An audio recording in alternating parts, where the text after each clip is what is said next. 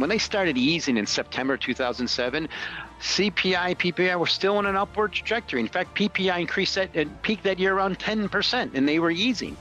Now they're actually still, the PPI is turning down hard, and they're still tightening. So where it happens, where it goes, I don't know. But the point is, once that unemployment starts ticking up, it's almost guaranteed the recession will be starting at some point soon.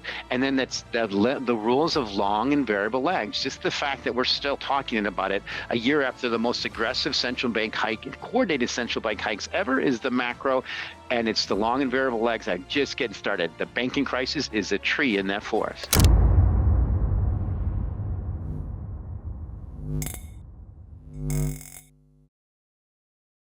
Today we have Bloomberg senior macro strategist Mike McGlone discussing the current state of the economy and his prediction for the last few months of 2023. McGlone says that there are classic indicators of contracting economic cycles happening right now, given the rapid pace of interest rate hikes, the fastest since the late 70s and early 80s, and given the much speedier impact on both the financial sector and real economy. This could accelerate inflation, and a recession may arrive sooner rather than later. With the Fed tightening monetary policies, the next few months will be crucial to what 2024 will hold. Let's listen to this interview with Mike McGlone as he gives his market prediction for the last quarter of 2023 and how the Fed's next move will impact cryptocurrency and global financial markets. Before we dive in, don't forget to like and subscribe if you enjoy the content we do here on this channel.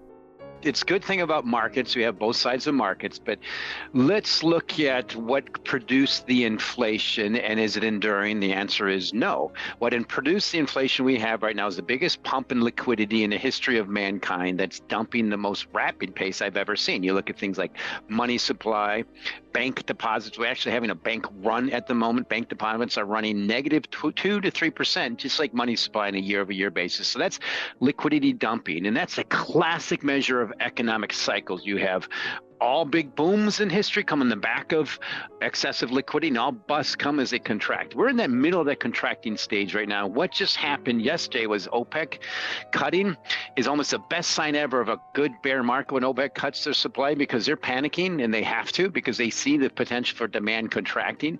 What is it doing in the meantime? As our economist Anna Wong at Bloomberg Intelligence pointed out, well, we were clearly calling for a recession in Q3. That might pull forward a little bit. We're clearly calling for inflation and the Fed to continue tighten. That might heighten the Fed's accelerate inflation. It helps, and it alleviates the ability for plunging commodities to help reset the market. So that's one little factor, but the macro is what I pointed out. This is the biggest one, I think, in our lifetimes, and it's just getting started. And I'll end with this. The key thing I like to point out is we are in a stage right now, typically the Bloomberg Commodity Index on a 12-month basis is down 20%. Yeah, it's bounced a little bit yesterday and recently, but we've never had a period like that with the Fed when they were tightening, and the Fed and central banks are still tightening. That is part of that pendulum, and it's probably going to swing down hard in Q2 and the rest of the year. Just everything's lined up to the foundation for this to get much worse. Now, the thing is, you got to be careful being a weenie for the teeny, trading for the little short-term moves. Now, we've had a bounce in the stock market. We've had a bounce in cryptos. We've had a bounce in copper. And they all bounced on this potential thing, oh, maybe it's over, it's a soft landing, it'll be fine, the Fed's going to start easing. And I think it's very unlikely for the Fed to ease until risk assets drop to a new lower plateau. So the number one risk factor, I think, right now is I fully expect the S&P 500 to do what normally happens in U.S. recession, which hasn't even started yet, drop 50% during the last two recessions, peak to trough. That means it gets closer to 3,000 than the current price around 4,000, and I'll rope in copper on that. I overlay the S&P 500 with copper. You just divide the S&P 500 by 1,000. It's the exact same price as the dollar per pound price of copper, around 4, and I fully expect that to head towards 3. And a key thing that's pointing that way are the U.S. bond market. You look at just the 2-year note, it's at 4%. Fed funds are on 5%. That's an inverted curve. You look at the bond, the long bond, the 10-year notes. At the time we're speaking, it's 3.43. The low for the year is around 3, just below that. It's almost at a new low yield for the year. That's the bond market saying we're heading towards recession. The stock market hasn't figured it out yet. McGlone points out the run on the bank that's happening right now, with deposits leaving U.S. banks at an unprecedented rate. He predicts that a credit contraction is inevitable, and raising interest rates is the best solution to the problem. However, he mentions that the Fed stress test did not measure the duration risk of raising rates at the fastest pace in history. There's a wonderful thing about statistics and using history. Oftentimes human beings use it for comfort when they shouldn't be. Like the key quote. Well, no, I mean, that's a good one. The key quote during the massive run up in real estate prices to the peak in 2006 was, oh, we never had an annual year of decline in real estate value. I'm like, well, we're going to have one because they went up so fast, they're going to go down just as fast. Now that happened. And even Greenspan, Chairman Greenspan at the time testified against it. Key thing is what's missing from that analysis. I look at one simple example, as I just was playing with it a little bit, as you look at the 50-week moving average S&P 500 below the 100-week moving average. It's about 5%. There's never been one case going back to 1965 where the market was already tilting down that much and the Fed was tightening. There's your difference. Typically what happens, the last time we had a tilt like this anywhere near it, the Fed started easing aggressively. And that's what's changed in history. That's what's changed with COVID. The Fed and all markets learned the lessons of too much liquidity and inflation.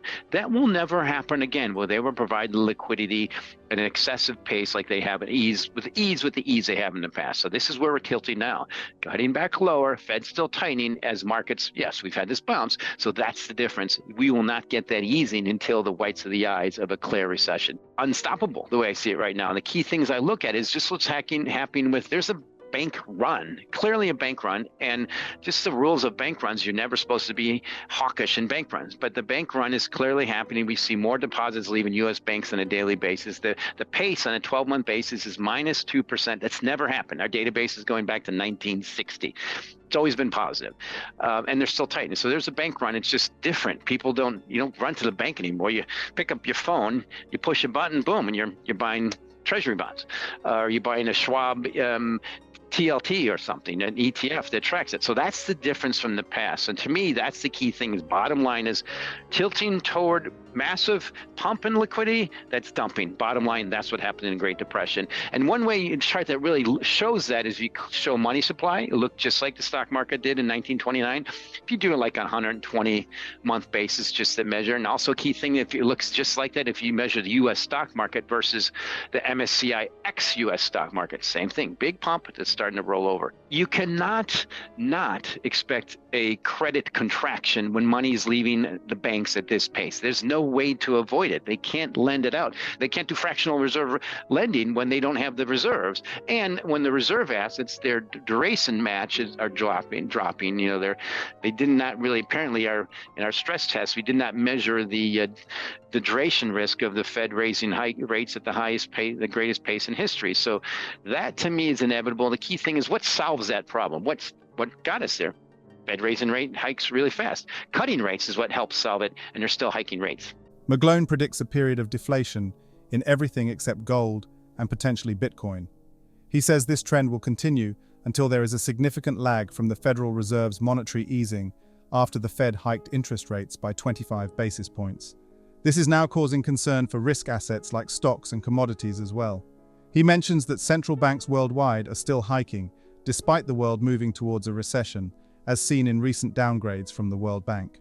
He also predicts a future cleansing of the stock market to get rid of bad actors, just like we saw last year with crypto. What do you think about Mike McGlone's recent interview and market prediction for the last quarter of 2023? Comment down below. Thanks so much for watching. Don't forget to like and subscribe. This is Library of Wealth. We'll see you in the next video.